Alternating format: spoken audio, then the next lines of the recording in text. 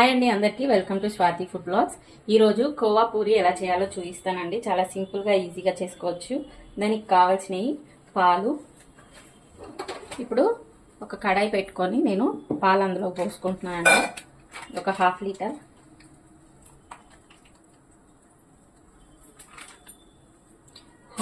పాలు వేసేసుకోండి ఇందులో.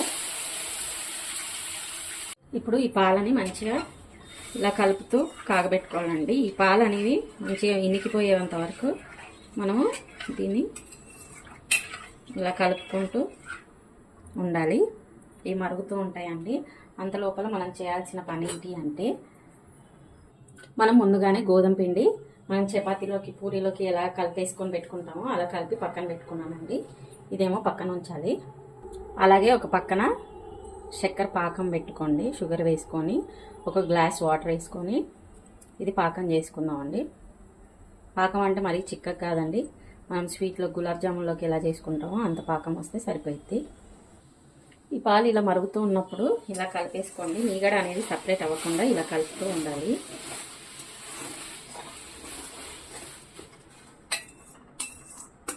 వీటిని మంచిగా చిక్కగా అయ్యే వరకు మనం ఇలా చేసుకుంటూ ఉండాలండి. అడగంటకుండా చూసుకోండి పాలని.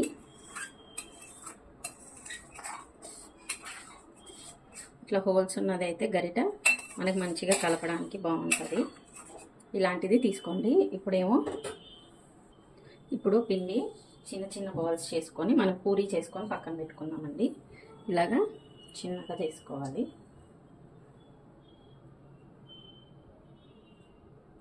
ఇవన్నీ ఇలా చేసుకొని ఇక్కడ పక్కన పెట్టుకుందాము. మీకు ఎన్ని కావాలో అవి చూసుకొని చేసుకోండి.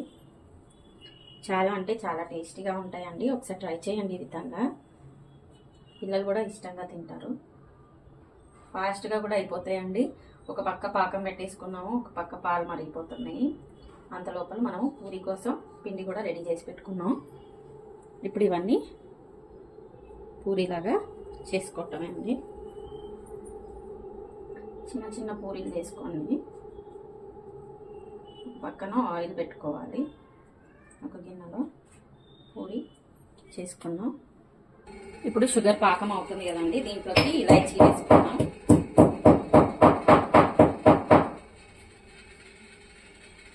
రెండు మూడు ఇలాచీ తీసుకొని ఇందులో వేసేయండి.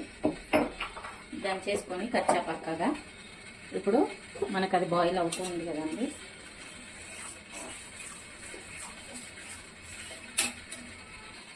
చూడండి, పాలని ఇలా కలుపుతూ ఉండాలి. ఇక్కడ ఏదైనా సపరేట్ అయినా కానీ మంచిగా ఇవన్నీ దగ్గరకు వచ్చేంత వరకు కలుపుకోండి.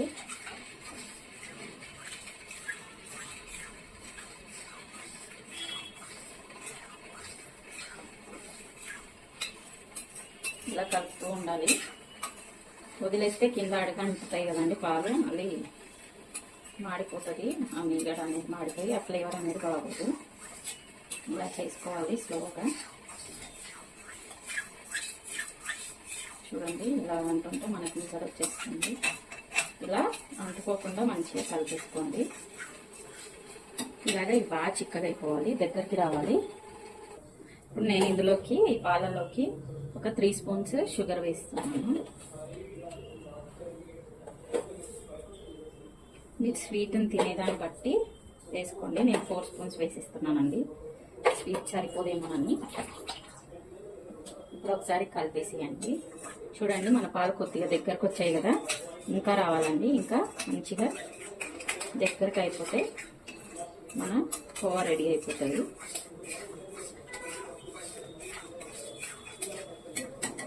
ఇప్పుడు మనము పక్కన కడాయి పెట్టుకుందామండి. ఇప్పుడు కడాయి ఆన్ చేసుకొని మనం పూరీలు కోసం డీప్ ఫ్రై కోసం ఆయిల్ కొద్దిగానే వేస్తున్నానండి, ఎందుకంటే మనం చేసుకునే దాన్ని బట్టి.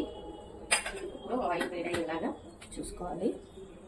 ఇప్పుడు ఆయిల్ వేడయ్యే లోపలండి మనం చిన్న చిన్న పూరీలు చేసేసుకున్నాం. ఇక్కడ టైం వేస్ట్ అవ్వకుండా ఉంటుంది, ఫాస్ట్గా అయిపోతుంది. ఇలాగా చిన్నగా తీసుకుంటే సరిపోతుంది. మీ ఇష్టం అంటే మీరు కొంచెం పెద్దగా చేసుకోవచ్చు, లేదా చిన్నగా. నేనైతే ఈ సైజులో చేసేస్తున్నాను. మీరు ఏ సైజ్ అయినా చేసుకోండి.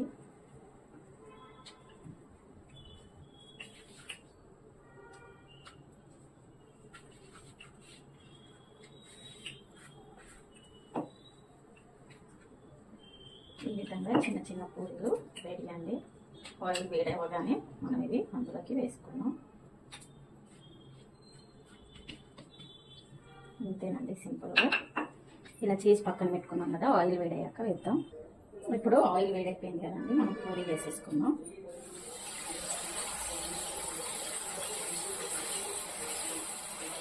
ఆయిల్ తక్కువ వేసాను కదా,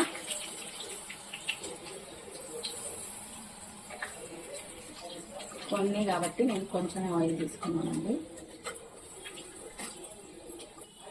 చూడండి పూరీ కాలిపోయింది కదా, ఇప్పుడు తీసి ఒక ప్లేట్లో వేసుకున్నాం. అలాగే నెక్స్ట్ కూడా అలాగే వేసుకున్నాము.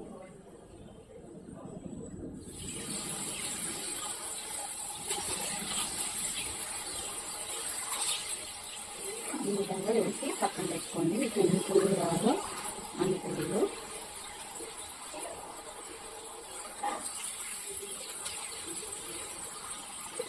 చాలా సింపుల్గా టేస్టీగా ఉంటామండి, చేసుకోండి ఈ విధంగా. పిల్లలు కూడా బాగా తింటారు ఇష్టంగా. ఇప్పుడు ఇందాక చేసి పెట్టుకున్నాం కదండి పూరీలు, ఇప్పుడు ఇంట్లోకి వేసేస్తున్నాము. వేసేసి ఇలా డిప్ చేయండి. ఈ పాకంలో ఇలా 1 మినిట్ వరకు వదిలేసేయండి. కొద్దిగా సోడా ఉంటుంది కదండి, సోడా ఉప్పు కొంచెం వేసేసుకోండి. వేసుకొని ఒకసారి కలపండి. చూడండి మనకి ఎలా వస్తుందో చక్క ఇలాగా రావాలి. ఇలా కలుపుతూనే ఉండాలండి. చూడండి ఏ విధంగా రెడీ అయ్యాం మన పాలు. ఇలా కలుపుతూనే ఉండండి. మంచి పేస్ట్ లాగా రెడీ అయిపోయింది.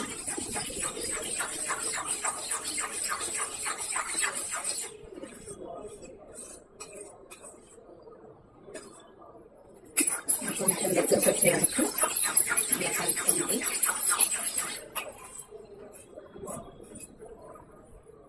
చూడండి మనకి ఇలాగ దగ్గరగా వచ్చేసింది కదండి. ఇప్పుడు స్టవ్ ఆపేసుకున్నాం. స్టవ్ ఆపేసుకుని పక్కన పెట్టుకున్నాం. చూడండి ఎంత బాగా రెడీ అయిపోయింది. ఇందాక మనము షుగర్ వాటర్లో వేసి పెట్టుకున్నాం కదండి పూరి, దాన్ని తీసి చూడండి. ఇప్పుడు ఇలా పూరి పెట్టుకున్నాం కదండి, దాంట్లోకి మనం ఇందాక చేసి పెట్టుకున్నది వేసేసుకున్నాం.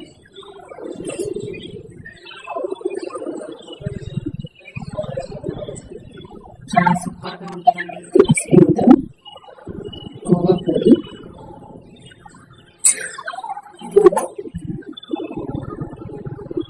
చాలా టేస్టీగా ఉంది, రెడీ అయిపోయింది. చేసుకుంటే సరిపోతుందండి. ఎంత కావాల్సి వస్తే ఇది కూడా వేసుకోవచ్చు. ఎక్కువ స్వీట్ తినాలైతే ఇలా సింపుల్గా రెడీ చేసి పెట్టుకోవచ్చు అండి. చాలా టేస్టీగా సూపర్ ఫాస్ట్గా స్వీట్ కావాలి అని అంటే ఇలా చేసి ఇచ్చేయచ్చండి. చాలా అన్ని ప్రాసెస్ చేసుకోవాలి. మనకు చాలా సింపుల్గా ఈజీగా చేసేసుకోవచ్చు. మీకు ఆ రెసిపీ నచ్చినట్లయితే లైక్ చేయండి, షేర్ చేయండి, అలాగే కామెంట్ చేయండి. సబ్స్క్రైబ్ చేయడం మాత్రం మర్చిపోకండి. ప్లీజ్ సబ్స్క్రైబ్ చేసి ఎంకరేజ్ చేయండి. థ్యాంక్ యూ ఫర్ వాచింగ్ అండి. బాయ్.